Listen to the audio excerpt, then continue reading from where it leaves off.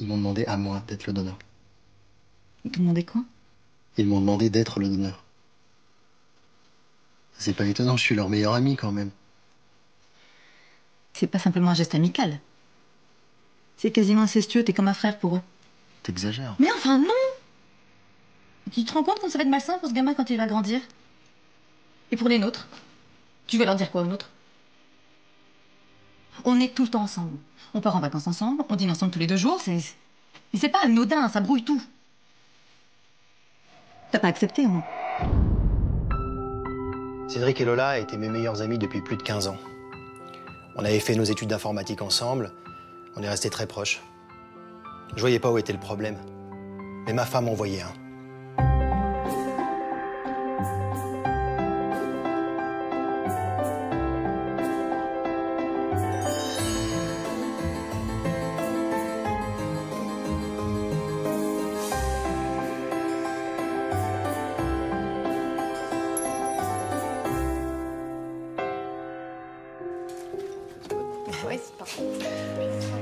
Je m'appelle Joël et voici mon histoire.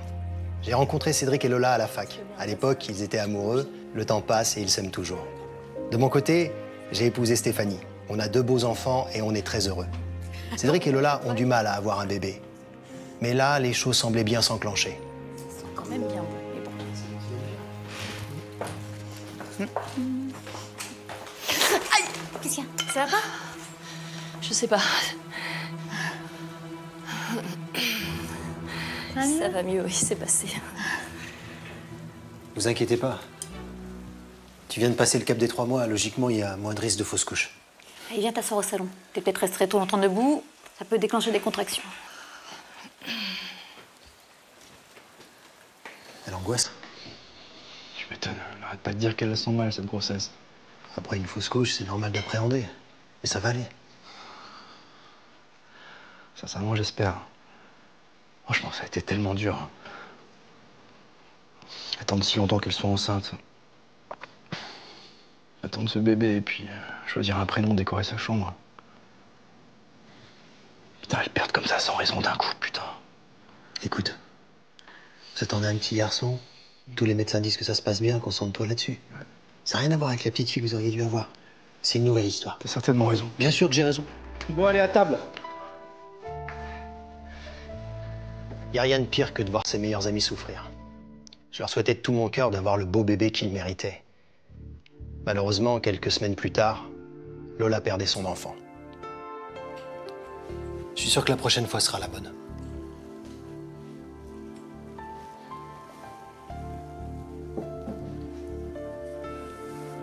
Il n'y aura pas de prochaine fois, Joël. Les médecins parlent d'incompatibilité génétique entre nous. Quoi qu'on fasse, ça ne marchera pas. C'est qu'une hypothèse, chérie. Oui, enfin, j'ai quand même fait 2 fausses couches. Je sais pas quoi vous dire. J'étais si triste pour eux. Moi, j'avais adoré devenir père. Voir mes enfants naître puis grandir. Avec Stéphanie, on disait souvent que c'était ce qui nous était arrivé de plus beau. Alors je trouvais dégueulasse que mes meilleurs amis n'aient pas droit à ce bonheur. Mais quelques temps plus tard...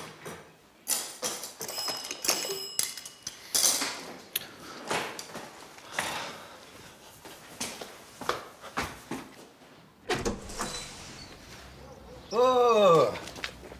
Mais ça sent la bonne nouvelle! Ou alors je vous ai invité à dîner, j'ai complètement oublié. Non, non, on s'incruste. C'est bien? Ça va, mon poulet? Ça va pas mal. Allez, entrez. Oh, dis donc, t'as vu ce match hier soir? Ah putain, m'en parle pas. Oh, c'était bon quand même. Ah, c'est exagéré. Cet arbitre-là, de folie. Steph est pas là? Non, non, elle est au square avec les enfants. Ah, c'est dommage, on voulait vous parler. Ah bah c'est pas grave, elle nous rejoindra en route. Alors, c'est quoi la bonne nouvelle? Ah, voilà, on a peut-être trouvé une solution pour le bébé. On va tenter une insémination artificielle en Belgique. En Belgique? Ouais, en France, on peut pas choisir son donneur et nous, on a envie de savoir à quoi va ressembler le bébé. Et en Belgique, vous pouvez choisir. Disons qu'on peut venir avec son propre donneur. Ah, tu seras pas le père de l'enfant alors? Non, je serai pas son père biologique, mais je vais m'occuper de lui, je vais l'élever, je vais le voir grandir, et puis Lola va le porter, le mettre au monde. Et ce qui est génial, c'est que quand tu vas en Belgique avec ton propre donneur, ça se fait tout de suite. Et vous avez trouvé quelqu'un? Stéphanie, elle est toujours tombée enceinte très rapidement avec toi. Vous voulez que je sois? Bah attends, à qui veux-tu qu'on demande d'autre? Joël, t'es notre meilleur ami. On te connaît depuis toujours, on a confiance en toi. Et puis bon, voilà, faut l'avouer, quoi. Tes enfants, ils sont magnifiques. Vous ressemblez un petit peu tous les deux. Et comme ça, les enfants ressembleraient à Cédric. Je sais pas quoi vous dire. Je suis vraiment touché. C'est un grand honneur. Mais c'est pas rien quand même, il faut que j'y réfléchisse. Bien sûr. Et que j'en parle avec Steph, évidemment. Tu crois qu'elle sera d'accord? Bah, je sais pas, on n'a jamais envisagé ça avant. Mais on est de tout cœur avec vous depuis le début. J'y ai pensé tout l'après-midi. J'étais partagé. Spontanément, j'avais envie de dire oui. Mais c'était vraiment une demande exceptionnelle. Et j'attendais l'avis de Stéphanie. Elle connaissait Cédric et Lola depuis longtemps. Elle était tout aussi désolée que moi qu'ils n'arrivent pas à avoir d'enfants. Mais je savais pas comment elle pouvait réagir à ça. T'as couché les enfants? Ils bouquinent 5 minutes et ils éteignent. Faudrait mieux aller vérifier dans un quart d'heure. J'irai.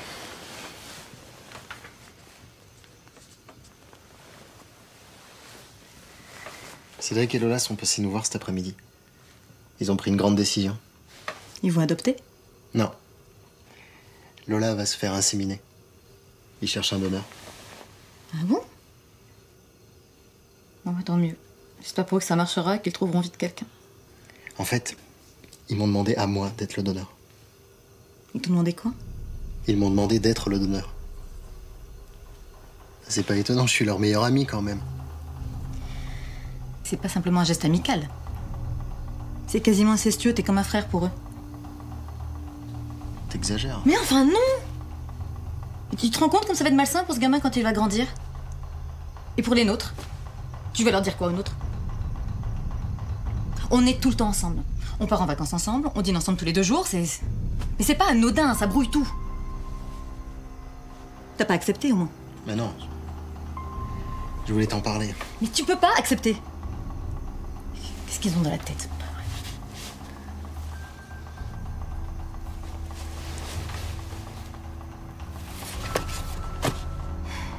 Cédric et Lola comptaient tellement sur moi. Alors c'est vrai qu'entre mes meilleurs amis et ma femme, j'ai choisi mes amis. Mais je ne me voyais pas faire autrement. On est donc partis tous les 3 en Belgique à la date prévue pour faire le prélèvement et l'insémination.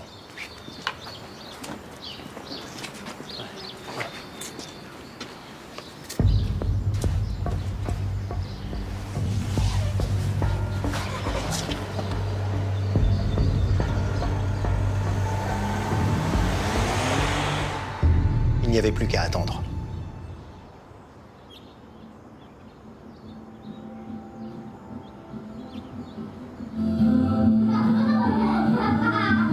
Baissez le son! Vous allez devenir complètement sourd! J'entends pas la télé!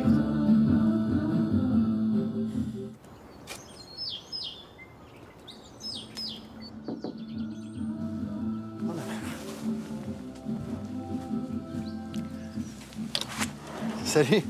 Mais qu'est-ce qui t'arrive? Pourquoi tu passes par là? Je peux te parler? C'est un peu délicat. Il y a un problème? Ouais, voilà, l'insémination, ça n'a pas marché. Mince. Ah, je suis désolé. En fait, c'est un peu plus compliqué. Vas-y, là, tu m'inquiètes. Le laboratoire a appelé, ils ont analysé ton sperme et il semblerait que tu sois stérile. Qu'est-ce que tu racontes? Regarde par toi-même.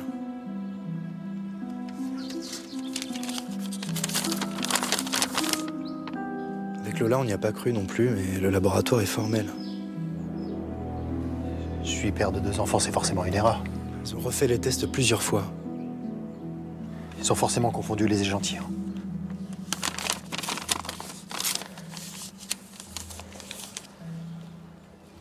Putain, mec, je suis désolé.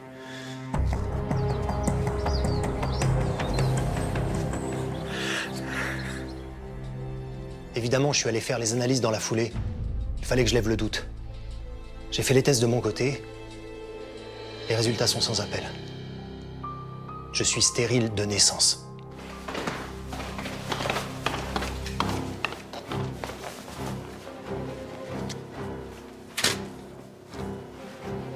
C'est quoi? Un test qui prouve que je suis stérile à 100%, que je l'ai toujours été. Alors tu peux me dire qui est le père de nos 2 enfants? Joël, je crois qu'on peut pas parler là, t'es trop énervé. Je crois pas que t'as attendu assez longtemps. Tu me dis la vérité, tout de suite. C'est qui? C'est qui?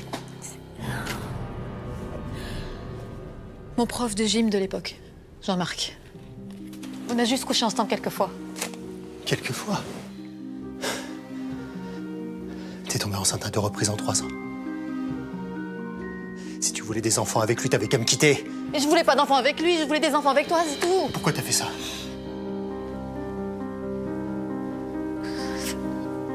Ça faisait 1 an que j'avais arrêté la pilule. Il se passait rien. J'ai cru que j'étais stérile. J'ai fait des examens, mais tout était normal. J'ai compris que c'était toi qui avais un problème. Et Jean-Marc me faisait des avances, j'ai pensé que c'était une solution. Jean-Marc, une solution. Et t'as jamais imaginé de m'en parler, qu'on en discute? J'aurais pu vouloir adopter. Faire appel à un donneur, moi aussi. Non, t'as préféré rien me dire. J'avais tellement envie d'un enfant. Tout ton cinéma à propos du don de sperme, c'était pour me cacher la vérité. Je suis désolée. Ne touche pas.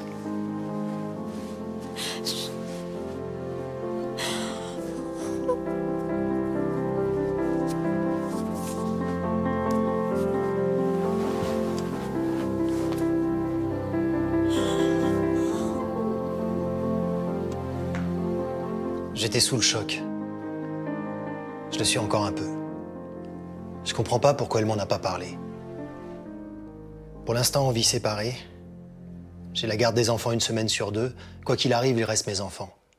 Je les ai vus naître, je les aide à grandir, il n'y a pas de différence. Puis avec Stéphanie, je verrai si j'arrive à lui pardonner. Joël?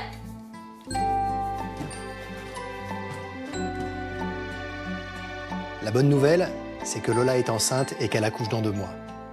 Stéphanie avait raison. La vérité finit toujours par nous rattraper.